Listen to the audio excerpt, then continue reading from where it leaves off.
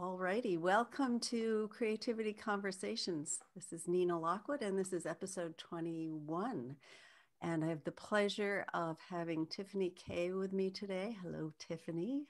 Hi, Nina. Thank you So for having nice. me here. Thank you. So nice to have you here. And for this particular episode, we are just going to explore the nature of creativity and how it appears for Tiffany in her work and her life. And I'm going to start by reading her bio and going from there. So, Tiffany believes that entrepreneurship is the future of business, and she's on a mission to ensure everyone has the same opportunities as large corporations to share their content and make a difference in the world. Tiffany specializes in helping entrepreneurs to develop additional revenue streams through the creation of online courses and membership sites from concept to launch. After a 15-year career as a coach, consultant, NLP trainer, and author, she realized that the joy for her came from creating the systems and platforms for creative expression. So she retrained in digital design. Tiffany blends self-awareness, business strategy, creative inspiration, and techie geekiness, supporting others to get their message out. And Tiffany's website is tiffanyk.com. So nice to have you here. What should we talk about? Creativity, perhaps? Great idea. So I think my first question is going to be, how would you define creativity? Because as people who may have seen this show before know, my intent is to disabuse us all of the notion that we're not creative. So many people think that creativity just means being artistic. So from that jumping off point, what is your opinion about creativity, and what is it about, and how do we get there, and how does it show up? It's what I really like about the conversations that you're having, Nina, because I think it's so easy to get boxed in by the concept of what being a creative person is. And I speak to so many people who say, well, I can't draw. And it's like, right, that is nothing to do with creativity. It's an outlet for it, but it's not the be all and end all. So for me, creativity is a feeling more than anything. It's a feeling of expansiveness. It's just being, I know maybe it sounds a bit corny, but to kind of just be the sort of the hands through which something wants to be, brought into the world. And it can be anything at all. And my husband, who's firmly in the camp of I'm not a creative person, has just built for us the most amazing deck. And for him to do that and then still think he's not creative, to me, it's kind of mind-blowing, because he had to take that from the very beginning to like measuring up the space, to figuring out what's going to go where, and then to actually building it all on his own. And it's just incredible. And I think it's so important for us to have these conversations and to get out of that mindset that perhaps we were taught at school about, creativity is done in the art room. Creativity is done everywhere. And anywhere where you feel that expansive sense of awareness and that desire to do something different, to me, that's creativity. I think you're the first person who has talked about creativity as a feeling. Oh, okay. So can you talk more about that? Because that's really interesting. Yeah, so I do actually have an art room, which I have a real love-hate relationship with my art room. So it's lovely to talk to you with all these amazing colours behind you, because it's almost like that's the space when I go in where I get really like, I've got to create art, I've got to do something. And it's where it all seems to go completely wrong. Because actually the places where I'm just at ease with the world, where I'm just not too up in my head, not too, got to get this done, not trying to be strategic. I'm just in an open space of expansiveness, in a feeling of just ease and flow. That's the places where I am the most creative. And it tends to come through, it comes through in my work, but it also comes through in really unusual places. Like I've talked to you before, Nina, about my love of tennis, and I think tennis is probably one of the places where I'm most creative. Probably to the annoyance of my partners a lot of the time, because it's like, why did you even attempt that sort of shot from that place? But it's like, why not? It's like, that's that to me is it's those moments where you're not trying to force something, you're not trying to be a certain way or to end up with some sort of finished product that you can show off. That to me is the places where I feel that expansiveness, and actually that probably is where I'm most creative. So you're not, so that feeling has to do with actually in the moment, just being open to whatever occurs to you to do, it sounds like. Yeah. And that seems to be where I have the least thinking about something. Therefore, I have the most creativity. Because as soon as I label something, and this could just be because it's the way I work in the world, and you know, I have to always be contrary to everything that I do, but it's as soon as I try to be creative, I find that that's where all the barriers come in. That's where I start to get far too up in my head. I start to be, you know, if I'm creating a piece in my art journal, you know, I start noticing that I'm evaluating and judging it before I've even completed it. Whereas something like the tennis court or cooking's another one, where suddenly I'll get a desire, and I don't cook at all, but I'll suddenly get the desire to make something and throw a load of ingredients, but I haven't got that judgment going on, because I'm not trying to compare it to something else that I've done, or I've not decided whether it's worthy of sharing the recipe with people. It's just in that ease and that flow. That's what occurs to me to do. So there's an element of play in it. Oh, completely. Yeah. I think it's almost where we forget to play. It's where we get ourselves into trouble around creativity. And I take that as far as things like business.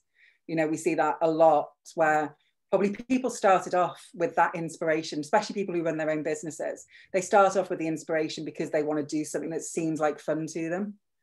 And then how easy it is once you get into, well, I've got to do the finances, and I've got to pay salaries, and I've all the other things that you've got to do, how easy it is to forget that we started it to have fun. That, you know, it has to be play, because to be creative, you've got to be loosened up and in the moment and responding to what's happening in front of you. And you can't do that if you're trying to be strategic. That's a really good point. That's a really good point, because I'm thinking about how when people are trying to be strategic and trying to anticipate the outcome, that's like playing a game and just wanting to be convinced that you're going to win at the end, rather than enjoying the game itself. Yeah. I know that because I lose more tennis matches than I win. Yeah. So the outcome is very rarely the end result, but the joy comes from the creating. And I think when we remember that, there's always going to be stuff that we create in the world that we love, and stuff that we create in the world when it's a bit meh, or it doesn't get us the results we want. But as long as we've had fun and we've enjoyed the creative process, well, then all experiences are good.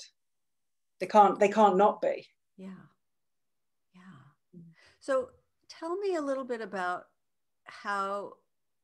what you do, what you offer people, and how you see yourself taking creative steps, or how you encourage your clients to do that. Yeah, so the role that I've created for myself, because as you said when you read out the bio, I switched to digital design about 3-4 years ago. And that came about because I was a coach, I was an NLP trainer, I'd done all that bit, but I was finding that it was the process of creating my website or creating branding that I was really loving. And that's why I retrained in that.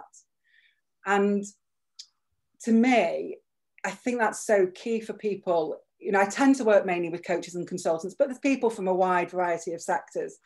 And I specialize in helping them to create online course or membership site platforms. And what I really love about that, and why it's my passion, is because I think it's the place where people really get to express themselves.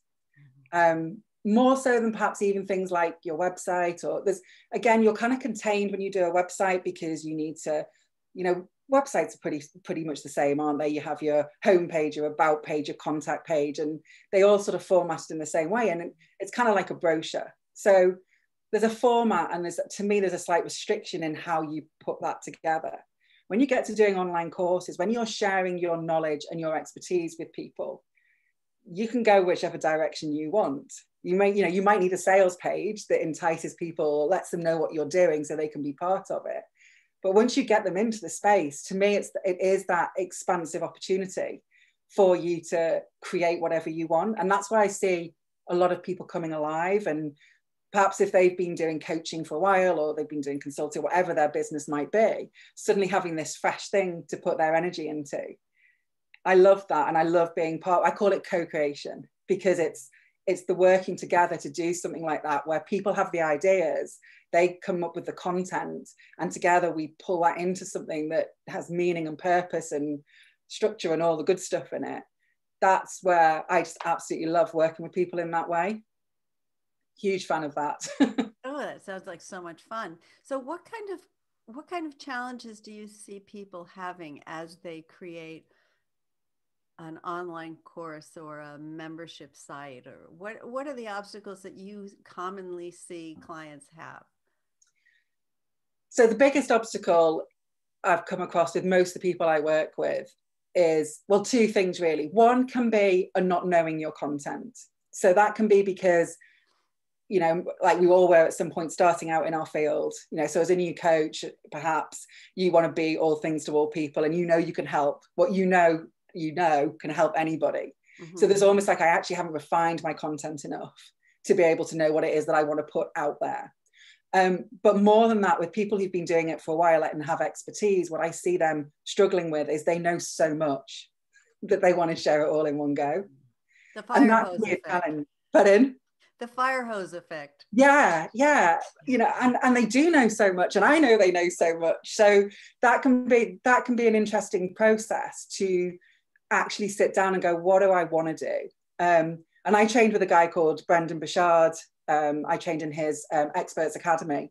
And one of the things he said, which I always loved, and I still use it to this day, is it's not which one, it's which one first. And that's always been, I think, in terms of freeing up your creativity, being able to say, I'm going to focus and put my attention, my time and attention on this particular project right now. That doesn't mean that I'm not going to do the other 10 things that I've already thought about that I could do. It's just the one I'm picking to start with. And as we know, Nina, with this stuff as well, it's like, and if halfway through you figure out that that wasn't the one you really wanted to start with, and it doesn't seem like it's still, your passion or your inspiration, so what? Change.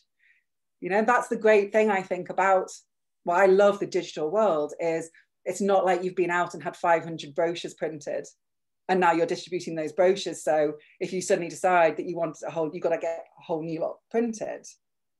With a website, with online content, you can change it anytime you want. So it gives you that flexibility. Yeah. So that sounds like flexibility is another component of creativity. Yeah, absolutely. Yeah. Because when you think about it, so many things that we read that come across our vision has to do with creativity. And yet, when you say to somebody, well, okay, let's do something creative. Oh, I don't know how to do that. Yeah. It's really deeply, deeply entrenched for 99% of the public. So I think that this idea of being flexible and not focusing so much on the outcome, but on the process is the ground, I think, on which you can really springboard to coming up with new ideas. Because if I'm being rigid about what I'm doing or what I think needs to be done or the sequence that it needs to be done, we were talking about earlier how so many digital marketing strategies are very formulaic. Mm. But there is something, as you were saying, in all of us that recognizes when the difference between something, we're resisting something because we just don't know how to do it yet, and resisting something because it doesn't feel right.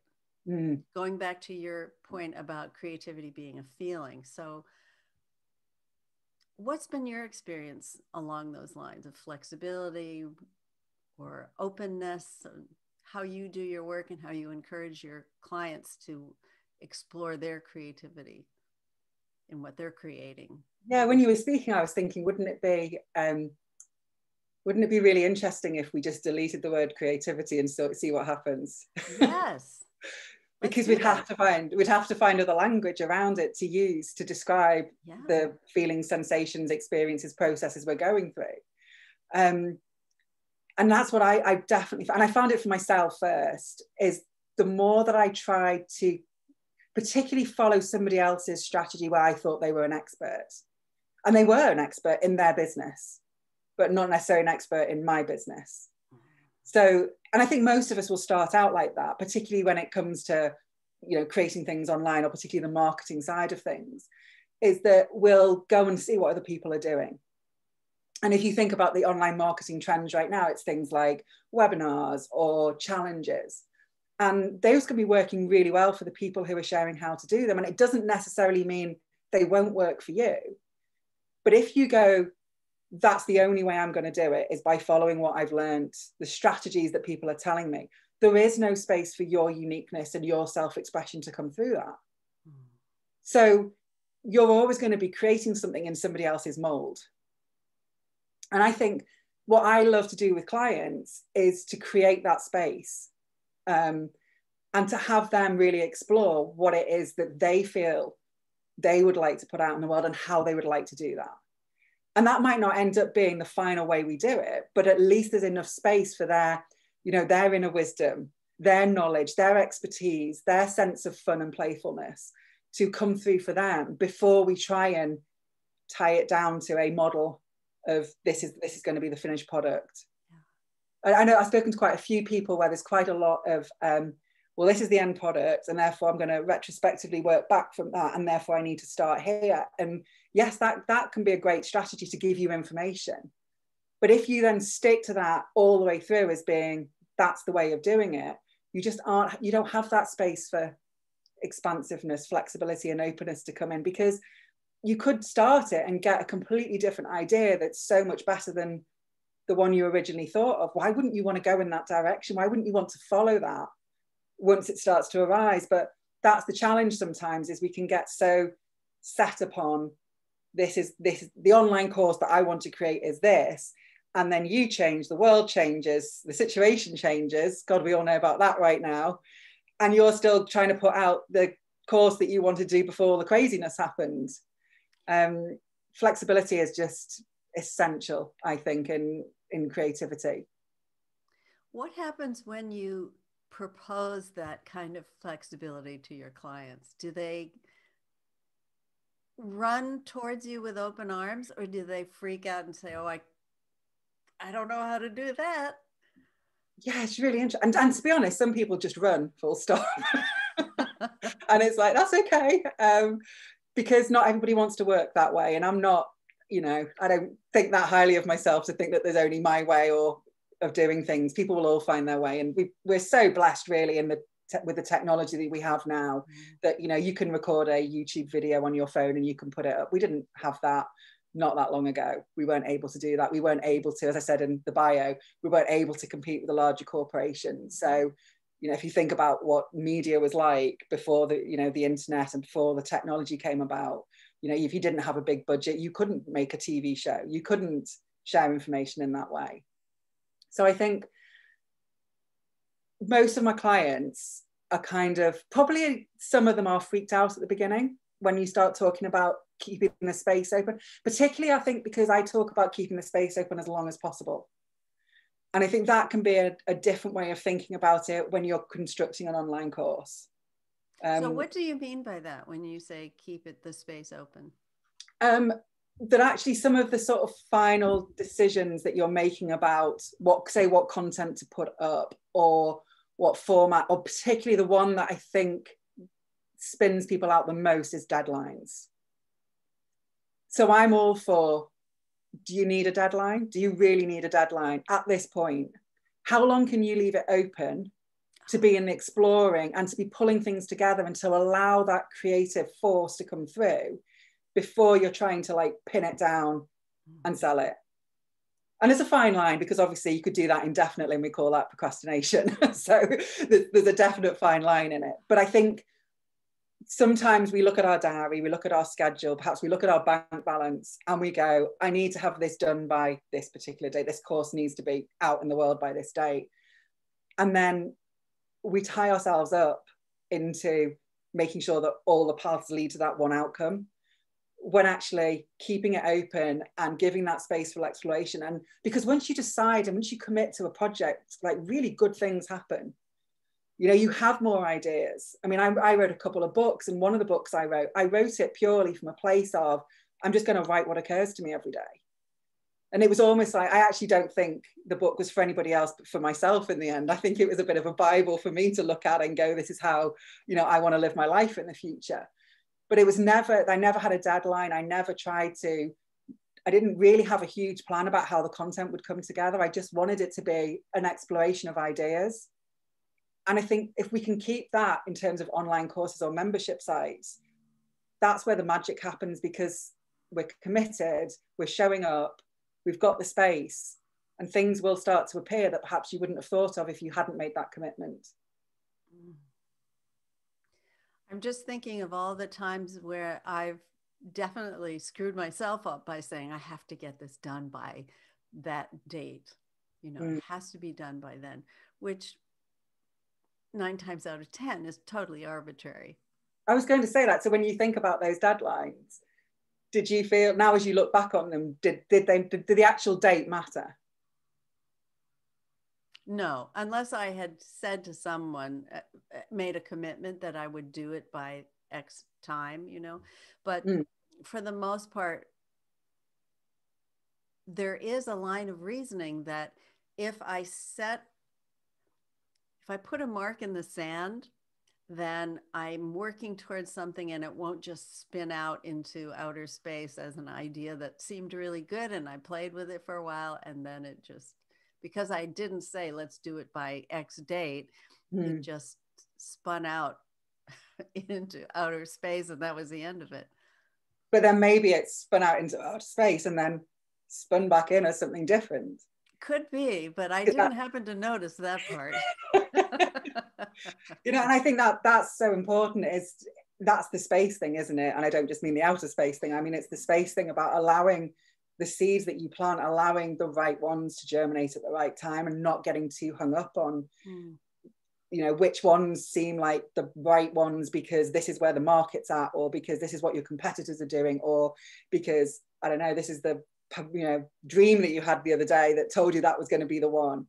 Because things change, and the more flexible we can, the more we can be, and the more responsive we can be in the moment to the things that are changing around us, the more that when we create something, that product that we create is going to be aligned with us, aligned with our consumers, aligned with what's going on in the world.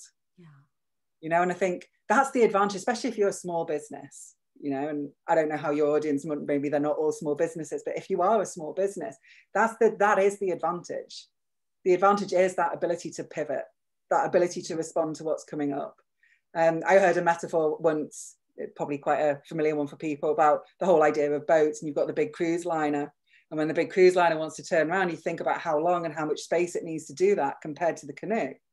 You know, if you're one man in a canoe, you know, you can go where you're being taken, and you can follow that. And why would you not want to? Because that's where all the fun and enjoyment is going to come from, is doing stuff, seeing what shows up, and then responding to that. Yeah. Oh, I love that. Talk a little bit about self-awareness, because you mentioned that in your bio, that what you blend is a combination of self-awareness and business strategy and inspiration. Do your clients come in being self-aware? How do you address that? What do you point to? Yeah, so yeah, I'd say the majority of people that I work with, especially when you start talking about coaches or consultants who are in the personal development field, you know, many of them have been doing a lot of work on themselves for many years. The self-awareness for me comes in because it's that whole, have I got my ladder against the right wall situation? Is an online course actually really what I want to create? Is that really what my heart is telling me to do right now? My wisdom's telling me to do right now? Or am I looking to escape something, or to free up, or whatever it might be? And I think once you know yourself well enough, you can start to see what are your patterns, and are you pushing yourself into something because you think that's what you need to do as a coach, you know, or are you even holding yourself back because you think that's not something that you'd be able to do? And so and we've had this conversation before, Nina, but for me, every online course or membership site is completely different. It's not like there's a one size fits all formula in here at all. And they are all different. And it's very healthy that they should be that way. You know, there's things to think about in terms of, well, what level of involvement do you want with your audience? Are you creating something that shares the best of what you know, but it's going to be a standalone course, a bit like a book, where people can just go and watch that, learn what they need to know from you? Or do you actually want to get involved and do coaching or group sessions or one-to-one or whatever it might be? And that's going to be different for everybody depending on how you want to be in the world. So I'm quite introverted in my nature, so I like to spend quite a lot of time on my own. It's important to me. I don't tend to do many things like this because it's out of my comfort zone. So I wouldn't probably, if I was putting together an online course, set one up that had a huge amount of group involvement, because that's not really what I'm about. One-to-ones I prefer, so maybe I'd do more one-to-ones. So everybody's got to, you know, that's the self-awareness, is to know yourself well enough to know what you want to do, why you want to do it, because then whatever you're building will come out of that. It won't just be, that's what the in thing to do is right now, is to create a membership site or an online course in this particular formula. So introspection is a really important component. Absolutely. Yeah. I think there's two parts, isn't there? And we tend to put so much emphasis on the one part, which is about our customer. What does our customer need? What do they want? And of course that matters. You know, we could have the best idea in the world, and if it doesn't resonate for people that you want to present it to, then it's always going to be an uphill battle to promote that. Yeah. But there's also another component about, what do you want to do? And how do you want to do it? And if you don't include enough of that in it, that's what I call the ladder against the wrong wall. Is you suddenly find, well, I've got this super successful program teaching people how to set up and brand a YouTube channel, and all I really wanted to do was to help people to, you know, handle their finances or to do their relationships better. You know, it might be super successful, but now you're locked into something that isn't really aligned with who you are and what you wanted. And there's a myth, isn't there? I'm sure everybody's aware of it, the myth of this sort of the online course as being the path to riches, and, you know, that beach lifestyle, you never have to work another day in your life. And, you know, I don't see people having that as a result. I don't think I see even the people who claim that they're having that sometimes. I don't see that in their lifestyles as being the end result. I think it's just when we feel burdened or busy, or that we haven't got enough space to play, then we think, well, if I create that online course, that will give me that. But actually, you don't need an online course to do those things for you. The online course's purpose is in and of itself building an online course. It's not to achieve something else. It's not to give you freedom. It's not to, you know, it can be an additional revenue stream if that's really what you want to do. And I've never seen anybody successfully create an online course when they don't really want to do it. Yeah.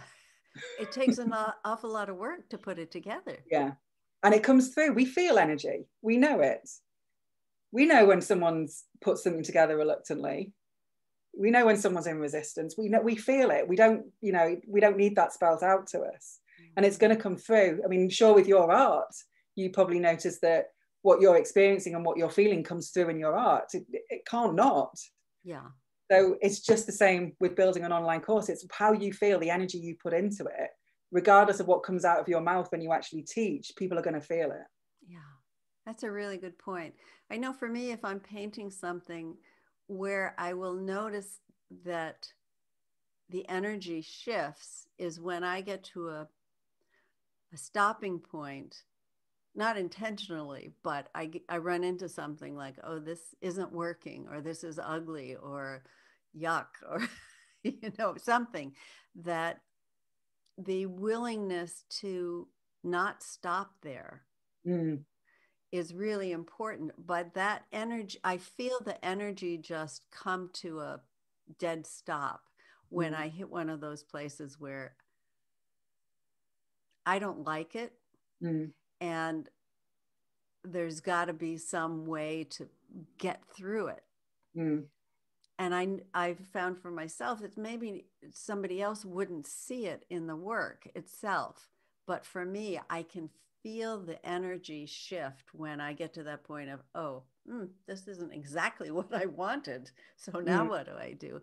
And I would imagine that that sense of sensing of energy, the quality of engagement, or the sense of limitation or expansion, on the other hand, would be something that would be a really important signpost, if you will, in the process of making something. If we're not going to call it a creative endeavor, yeah. Whatever it is that we're not going to use that word. Right, whatever it is we're doing or making, yeah, it's that willingness to just notice as you said earlier, notice the feeling of it. And then what do I do with that feeling?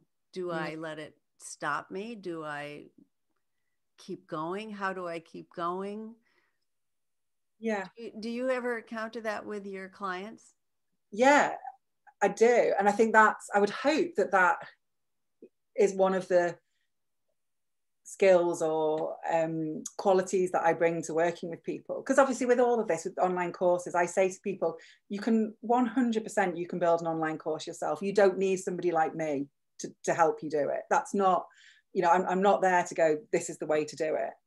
But I think by working with me, because I've got a background in coaching as well, I'm also used to tuning in with people into their experiences and helping them to overcome particular like limitations or thoughts or whatever that they might have. And so with my clients, quite often what will happen is halfway through, particularly if it's a big project, a big course, they will have wobbles along the way. They will have, inspiration blocks. And I hope that that's one of the things that I work with clients and give them an experience of, is being able to bring that inspiration back. Because most of the time it's a case of just lightening up about it and having some fun. The last lady I worked with, I think that was one of the things she kept saying, that my emails made her laugh, because when it was getting heavy, I would make a joke. So if we don't have that fun and lightness and playfulness about it, then for starters, the inspiration blocks are going to come more frequently because you're not in that open, expansive space to play. But also what you end up with is it's going to show. It is going to show. If you think about now, when you say go on YouTube to watch a video, and you might have 2 10-minute videos on YouTube, and there's one that you watch till the end, and there's one that you click off after 3 minutes. So what's the difference between them? And then if you get into the strategic stuff, people will tell you how to put together a YouTube video, captivate your audience at the beginning, speak to their problems, show how you can, help them with your solution, tell a story, share the Me Too, but all of this stuff that goes there. But actually, I think what most really good engaging videos have is that the person who's speaking is engaged and having fun and enjoying themselves. That's the bit where you'll end up watching it, because you're kind of enjoying being in that experience with them. But if somebody's really in their heads and going, I've got this presentation to do and I've learned these are the 4 bullet points that I've got to get across, and you can almost see them, it's almost like they're having an experience like in their own heads, and you're not part of that, so you click off and go somewhere else. Why would you stay for that? So I think it's that's when creating an online course, having that inspiration is so essential. If it goes, it doesn't mean it's gone permanently. It just means perhaps you got into too much thinking, got a bit heady, lost your way a little bit, started thinking too much about what's going to happen afterwards, all of that. And then that's where the inspiration dissipates for a bit. And then that's usually time to go and do something else. Go take a walk, go and play, go and watch some comedy, go and eat a great meal, go and get some sleep, rest, recharge, and just see what comes back after that. That's such a counter-intuitive recommendation than what you would normally hear in a business context. Hammer it out. You just focus, you put it together, and you use your willpower and your furrowed brow to create something, to make it happen. And yet what you're suggesting is just the opposite. Take a break, walk away, Mm. do something else, because you're out of that flow that happens when you're in a more playful mood. Yeah. And I think that's going back to what we were talking about with deadlines. I think that's the challenge with a deadline, is if you see the date coming up in the diary and you feel like you're not ahead of the game, if you feel like, you know, you're a bit on the back foot, and that's where people tend to like go, I've got to drill down and do this. And then you're not going to have the inspiration about the course. You're not going to have alternative ideas about how to market it. You're not going to, the great stuff's just not going to happen if you're drilling down. And that's the thing to, you know, if you've got a deadline, then obviously you are going to get, you know, you want to look, well, I guess there's an argument to say, if it's your course, why not push it back a week? I don't know. But to me, it's like, there's no point pushing on through that experience, really, because what you're creating, you probably won't look back on it and feel as good about it as if you take a break, pause, and come back to it with that sense of inspiration and ease and flow. Yeah. It's like a complete sideline, but I don't like having photographs of myself taken. I don't like looking at them. I just don't like photographs. And then what's really surprised me was seeing the photos from my wedding day, because I loved every single photograph. Even ones that I just said, I hate my side profile, or I loved every single photograph. And I loved every single photograph because you could see the happiness, you could see the enjoyment of the day radiating out of me.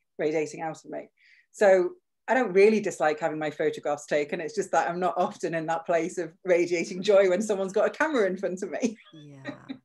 And it's the same thing with like online courses. You know, that's why I say to people, if you're putting video content in, you know, you want to be enjoying creating that video content, or your audience won't be enjoying it. Mm. You know, and if some people video's not for them, that's great. If you know that about yourself, that you just tend to freeze in front of the camera, or you just don't do your best in front of a camera, you don't have to do it. There's plenty of other ways around it. Yeah. So I'm all for working with your style, your uniqueness, your self-expression, and bringing that out, because that's just the sweet spot. Well, I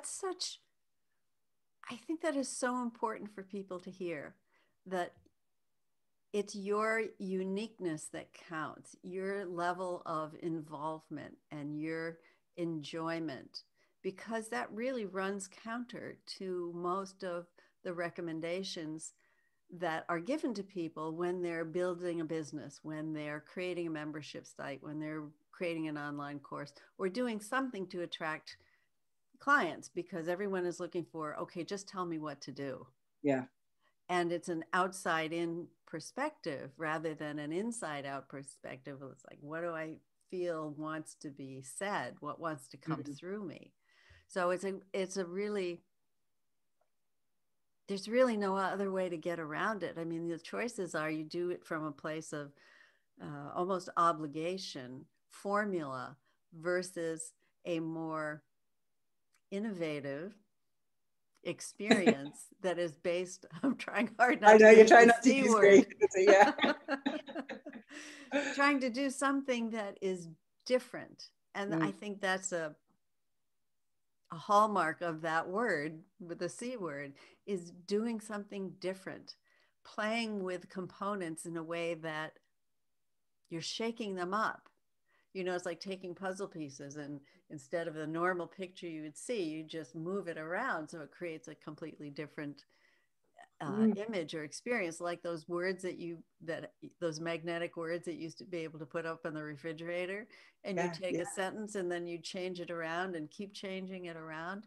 So I think that encouragement to follow what's different and push it and see what else is there, rather than adhere to a formula or to a strategies, I think that's going to give it an aliveness, whatever it is you're doing. Yeah. And we know personally that we love that, because when someone does do something that's different, when somebody does something that's innovative, and it's got that sort of unique characteristic for them, we respond to that so positively, because you kind of admire their sort of braveness to go there and do it differently, but also their ability to then express something creatively without having to follow somebody else's formula. Yeah. And of course, what happens is someone comes along and comes up with an idea, and then it's so successful that we all do the same. Yeah. And I said, there's nothing wrong with that. It's a great way to kind of build your training wheels, is to get in and start playing with things. I mean, a lot of people who've been told they've got to do video. You know, you're a coach, you're a consultant, you do this, and now you want to get your message out, you've got to do video. Well, got to do video is not a great place to start your creative journey through with all of this. And, you know, of course, people are going to be unfamiliar with video when they first start out. And we've probably all got blooper reels where we've shot videos and, you know, cursing or whatever because we pushed the wrong button or something happened or we said the wrong word or whatever it might be. Yeah. And that's part of the learning curve. But if you detest video, or if you really don't come over well on video, why would you keep pushing down the hardest path when there's so many other ways that you could creatively express? Yeah. Why wouldn't you do something different? You know, there's audio. There's a real advantage to things like podcasts these days because people can listen to them on the move. People can listen to them while they're doing housework. People can listen to them in the background at work. So just because you've been told you've got to do video, it doesn't mean you have to. There's so many other ways that you can express. And I've done courses that have been purely written, where someone's got some text and maybe some handouts and exercises, and they're just as good. You know, if that's what's right for the person, if they write that way, that's the sort of their outlet for expressing themselves, perfect, do that, follow that. And see where it takes you. And maybe then you'll be on the edge of an innovation because it's so aligned with you and what you want to do. Well, that seems to be a red thread in what we're talking about, is doing you. And doing you is unique. It's not following a formula. And for many people, that checking in with themselves to really feel like, well, what makes me feel excited? What am I excited about talking about? What do I want to show you that's so exciting to me? You might like it, that it's a very different invitation. And it seems like in order for people to stand out, or their courses to stand out, or their membership sites to stand out, that component really needs to be there. That uniqueness, that inner spark has to be shown, whether it's through an audio version or a video version or a written version. Yeah. As long as it's got that spark. Yeah, I was going to say, because if you think about an online course or a membership site, and you know, whether you're talking about a small, you know, $39 type introduction program, or you're talking about a $2,000 life transforming type program, you know, when we go into that creative process, there is a commitment, and there is going to be an investment of time, resource, and potentially money. Whether you're talking about the tech, whether you're going to work with somebody like me, there is going to be an investment of money.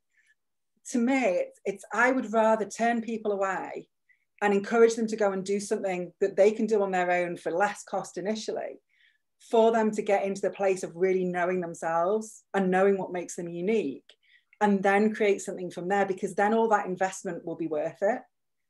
You know, there's so many things you can do. You know, we are so blessed. You can run a course on Facebook. You know, you could set up a group on Facebook. You could charge people through PayPal £10 a month to be in that group on Facebook. You could put up your content. You could do lives. You could do whatever you wanted to do. You could do that until you get, you know, refine the content, know who you want to work with, have the revenue to be able to do whatever you want to do. You know, you can spend as long as you want in that space. To me, the online courses and the membership sites, they're the things, especially where you start to do the big investments, there's something for when you've been doing that for a while. When you know who you are and you know who you want to work with and you know what you want to do with them. That's the perfect time. And that comes from being out there, trying things, getting feedback, finding out what works, finding out what doesn't, you know, and people will imply that there's some sort of exact science in marketing, and there isn't. We just are drawn to things that resonate for us. And the best way for people to resonate with you is by being you. That's the best way for the right people to find you at the right time, is when you're showing up fully as yourself, not trying to follow somebody else's model, expressing yourself in the way you want to express yourself. And that's what people will be drawn to.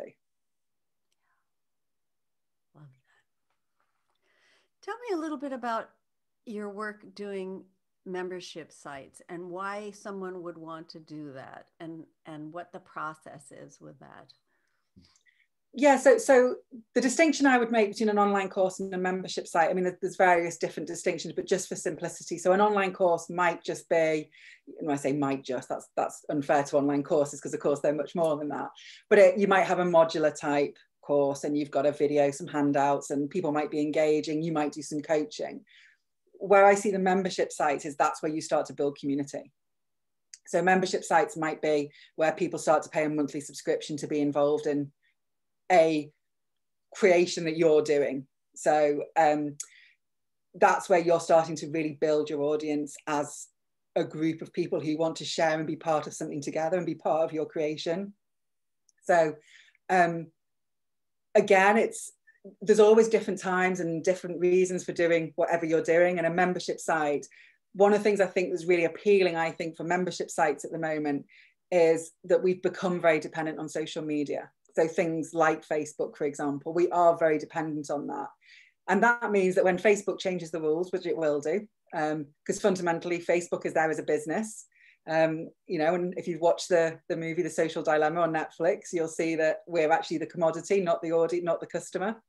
So we are very dependent on social media. And because of that, I think Facebook recently changed things. So group posts aren't showing up in the same way or are difficult to reach people in your groups. So when you've got that dependency, being able to create your own membership site that's away from Facebook, is maybe self-hosted. That then gives you the opportunity to build your community in the way you want to, with your guidelines, rules, whatever you want to call it. I personally would predict that there's going to be a huge move away from social media over the next few years, because, well, I think we are all much more aware of what social media platforms are about. Lots of good things about social media platforms, but you know, if you really want to build your own community, is it the right place long term? It probably isn't. Yeah. Having something that's self-hosted is probably a better route to go down for the long term, because then you stay, you know, in control of that particular platform for yourselves. And I'd like to see that. I don't know about you, but I would really like to see these things that spring up, membership sites and communities springing up away from traditional social media. Yeah. That kind of, I don't know, that kind of excites me, that thought that we could sort of start creating them for ourselves, and maybe taking, because we've kind of gone to this place where there's a sort of monopoly on the way that media is handled by the big players like Facebook and Instagram. Yeah. So it would be really great to see little businesses springing up with their own communities, doing things differently. I like that idea. Who's doing that yet? Now, I actually am saying that, and I know of one organization, I think it's Mindvalley, the personal development online community, where they've started their own, it's comparable to Facebook, their own group format, so that people can not be on Facebook all the time and be addicted to the algorithms. Yeah. The serotonin shots that happen when you get certain clicks and follow-throughs and stuff, to be able to find some alternative to that, which is still going to have enough reach and is going to be, you think that, okay, social media is efficient in terms of the number of people that it would reach. And yet at the same time, you see the statistics on how many people your posts actually reach. It's in the single digits of percentages, 3%, 5%, unless you pay to play. So to have a format that is less manipulative of us, and yet still develops the capacity for reaching a large audience, boy, I bet a lot of people would jump on that opportunity. I think so. And if you think particularly about if we're in the nature of sort of personal development, you know, things that we're sharing on Facebook that we're literally typing into a data receiving machine, you know, it can be uncomfortable sometimes, even if you're just in a private group on Facebook and you're sharing things that are deeply personal. We still are transferring that data to an organization that we've given away our rights really about where that data goes. And we've seen that because we've seen the, you know, the various controversies that have come out from Facebook in terms of how data has been shared. So I really do love this idea that we could start to, you know, go a bit rebellious and take back control of our communities. And there is software that allows you to do that. So you can have an online course, you can have a community forum and built within that, so that those discussions can start to happen in that space.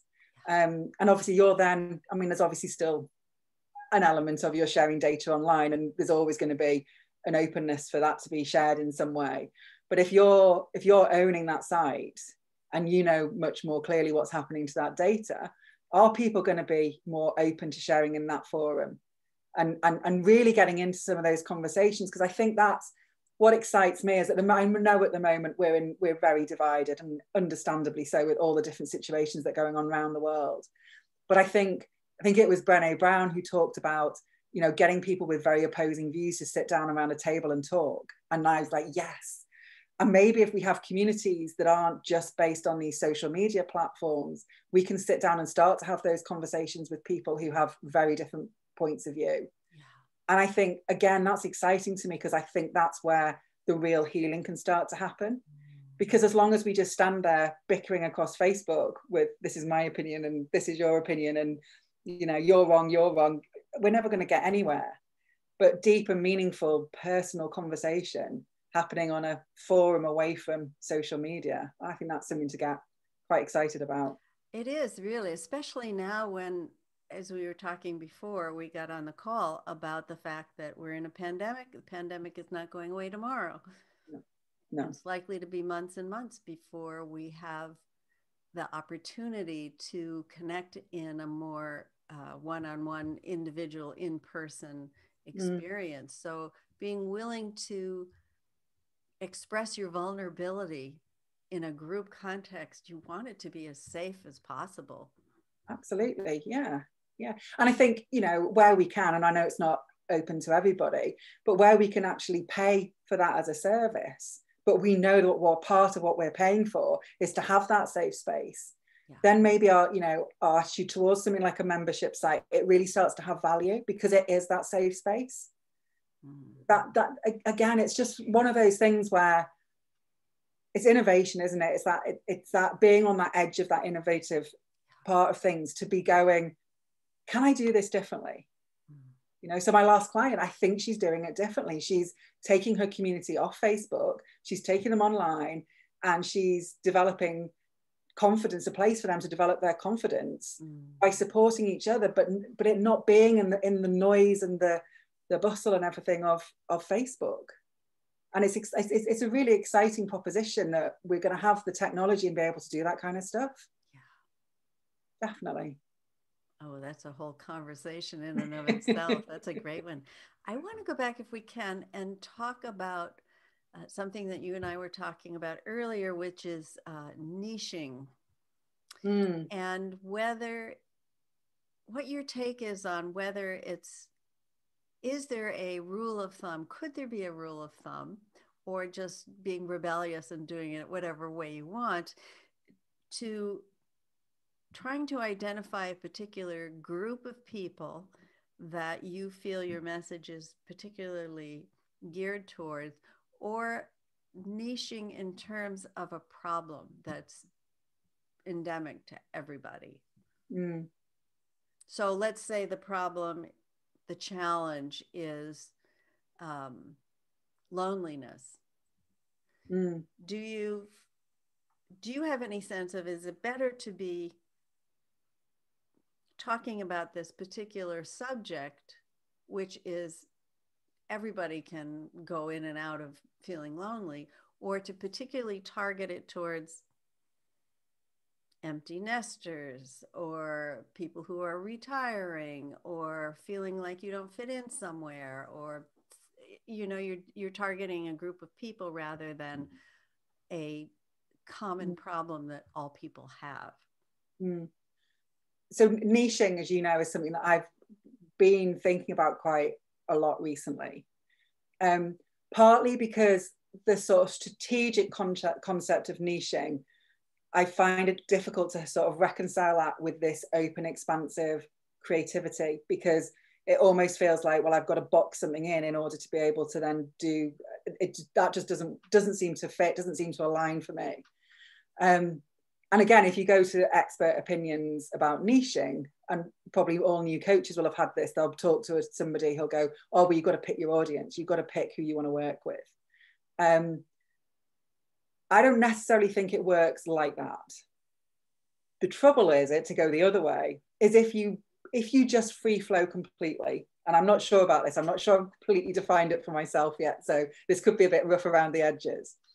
But if you to completely free flow and to express and share what it is that you know, without hanging it on something like a hook or some way, you might just end up with really, really great content, but nobody actually coming in to play the game with you. And that would be a shame. So there's something around being able to know what you want to do and how you want to play, and knowing the people that you want to play with, and then being able to express that in a way that brings them in across the threshold to actually join you for that experience. I don't even know whether I'd go so far as to say it's an either or in terms of, is it a particular audience or is it a particular problem? I think it's just having the clarity to know that there has to be some point of connection for the person who's perhaps reading your marketing material or watching a video, for them to go, I want to play that game with you. I want to come in and have that experience with you.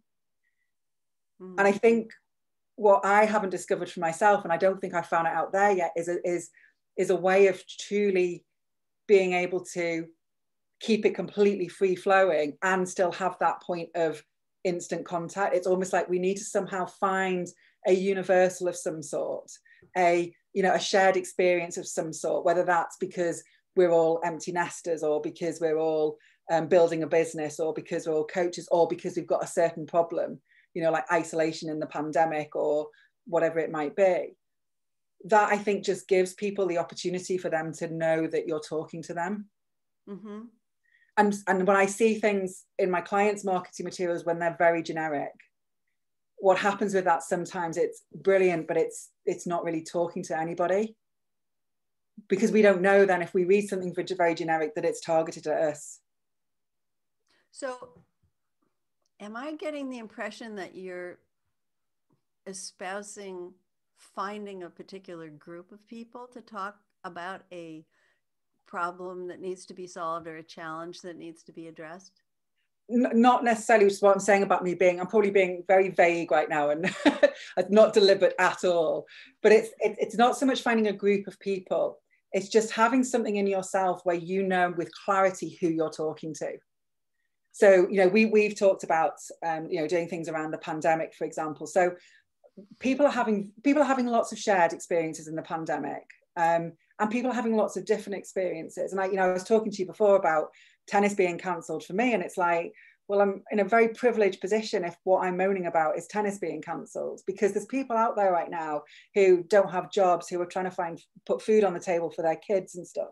So, if I was to try and write a course for two people in very different situations, am I going to be able to find something that's going to appeal to all of those people? Mm-hmm. Or do I need to, at least for starting point, just find something where I'm talking to someone who's got a particular need?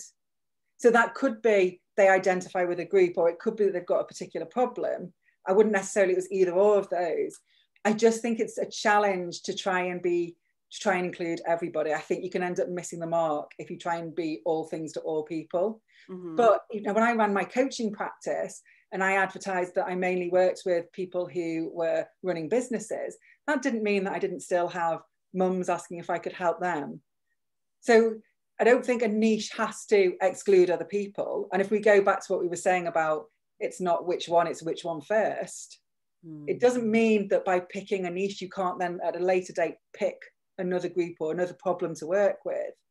It's going to be a lot easier to write something that appeals to people if you know who it is that you're talking to. And I think that's where that whole concept of having an avatar or a muse or something that people are using as the basis for their program, because it's much easier to write clearly and succinctly if we're talking to someone. If I was composing an email to you, Nina, I'd know what to say to you compared to maybe somebody else I was writing to.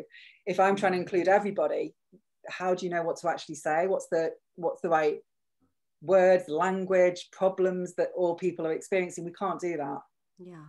So I wouldn't say, I think that's what I'm saying is I would love to find another way that isn't about some sort of niche. but actually in terms of communication, having that as a starting point is probably a helpful thing. Mm-hmm. So, and I've had clients who've written online courses for women and have got guys showing up. So if people, once you write the content, if people resonate with it, then they're in. It doesn't, they don't have to always completely identify with what you think is the niche. Yeah. But it's easier to communicate if you know who you're talking to. It for. Yeah. Yeah. So I'm going to shift gears if I can. I know we're getting close to our top of the hour. Mm. For somebody who has a brick and mortar business or something that's very specific, let's say it's an owner of a coffee shop or a gathering place, or someone who is an accountant, or someone who is a travel agent, how would, or would it be relevant to create an online course or to have a membership site? How could that fit into their business? I think anyone with a passion to share what they know can have an online course. There's no reason why they can't. You know, if you take the example of, you know, a coffee shop owner, you know, perhaps they know a lot about different coffees and, you know, how they come about and which regions and what the taste variations are. You know, you can put together a course on anything you want to. And not all my clients are coaches or consultants. I have, you know, a wide variety, lawyers and people like that who do other things. So, and that's the additional revenue stream part of it, is that anyone can set it up as an additional revenue stream. But I think the principles that we've been talking about are still the same in terms of knowing yourself, knowing what you want to express in the world, knowing who you want to reach. All of those aspects are going to make it much easier for you to put something together. But there's no reason why. We all know something about something. You know, that's the beauty about this. We've all developed areas of expertise in our lives, and some of them we've done without too much effort because they're just a natural part of what we do. So why not share the stuff we know with others? Yeah. You know, why not put it out there? Because we live in a world now where people want to learn and have access to a way of learning that doesn't involve having to go on to face-to-face training courses. And maybe that's going to be one of the things that comes as a result of the pandemic. Is I think we've all learned how we can use the online world to make a difference in our lives. I'm not an advocate for saying everything should be online. I think I would also miss the face, even as an introvert, I would miss the face-to-face contact. So I don't think it all should be, but maybe that's going to be a healthy shift, is to start asking ourselves, well, do I need to go and find, you know, a course out there somewhere that I can go and learn something? Or who could I meet, or who could I connect with, and who can I train with, you know, from the comfort of my own home? And maybe because of that, we'll learn more. We'll spend more time learning because it's more accessible. Yeah, that. Although I could do with someone doing a course on how to finish all the online courses you signed up for. I think that one would be really top selling. As a selling one, isn't it? A selling point. Yeah. Well, that really, that in itself is another whole conversation. But I think that what you're saying about people who are not coaches or consultants per se, they're offering something else, that doing a course or a membership site would enhance what it is that they're offering. So for instance, you're talking about a coffee shop, or I mentioned it, that to be able to talk about different kinds of coffee, or the brewing process, or the roasting process, or what makes their offering unique, is only going to add to their attractiveness to other people. And I was going to say, and also they don't stand alone. So something, we take the coffee shop example. During lockdown, when we couldn't go out at all, we started doing an online quiz, a pub quiz. And the guy who did it was brilliant. We really enjoyed it. But there was that sense after a while of, should we go to that pub one day? And I'm kind of thinking the same thing with a coffee shop. If you had somebody who was in their coffee shop sharing what they know about coffee and thing, wouldn't there be an appeal to actually go to that coffee shop one day? Because we want to be part of things. Yes. So that's something like that, as well as it being, well, it can be an additional revenue stream because you can teach what you know about coffee. You know, it can also have a ripple effect into the business because people want to be more involved. They want to come and see the actual place where, you know, you work and you do your coffee thing. You can see I know a lot about coffee, can't you? The coffee thing that you do. Right. Yeah, but there's no reason. And again, that's so, to go back to our favorite C word now, the creativity part of it. You know, that's the whole point of it, is like, whatever business you're in, you know, even if you're not in business, what do you want to share? And being open to that, and again, allowing the space and see what comes through, as being, well, actually, I could do something with this. I could teach this. I could share it. It could be directly related to my business. It could be something completely different. But just the joy of wanting to share that and being inspired by that as a project, you know, that's yeah. Excuse me. There is something so incredibly satisfying about sharing something you love. You know, regardless of whether the other person loves it back. But if there's something about lighting up with the thing that you love and that you're excited about. And we were talking about that earlier, about being on videos. You know, if you're sharing what you love, then it's got an energy to it, going back to that component, that is very appealing, because people want to feel alive. They want to feel connected. They want to feel that there are things that they can look forward to or explore themselves, unless they're people who are just happy living in a box. Yeah. And you know, how many times have you been, I don't know, flicking through TV channels and you land on something that's not your area of interest, but you just get grabbed by the enthusiasm of the presenter? And you know, that's what I really love, is seeing people when they're so inspired and they want to share, and that's where that they're so engaged that it rubs off on you. And that's a pretty good formula for success. And be inspired and inspire others. Absolutely. Yeah. I think if you lived from that place of feeling inspired and inspiring others, good things would happen in your life. Well, that's a beautiful point to end on. Oh, well, thank you. So much. Really enjoyed our conversation. Me too. Any last words for the people who are listening, and where they can find you and what you're up to these days? Yeah, so at the moment, it's kind of like the doctors, isn't it, who don't treat themselves. So I'm in the process of doing my own website. So I'm in transition at the moment, but for now you can find me at tiffanyk.com. More than happy to people just to drop me a line or let me know what they're up to. I'd love to know what online courses people are creating. But if you've got any questions or just kind of want some signposting, I'm more than happy to be a sounding board for that. And I think if I was going to leave a sort of parting message, and without trying to be inspirational in any way at this point, I think the thing is, just keep it simple. We start off with an inkling of an idea, and then by the time we're actually ready to put something out the world, it's got so complicated, and we lose the whole fun and enjoyment and passion of creating because we're so hung up on the tech and everything. You know, you can put up a video on YouTube and make it private and copy the link and send it to people, and that's teaching. You know, it doesn't have to be fancy. It doesn't have to have all the bells and whistles. They're just there for when you need them. So that's, for me, is like, I wouldn't want anyone to ever be put off sharing what they know because they think they don't get the tech or they think it's going to be expensive. Start with what you have and build it from there. Great advice.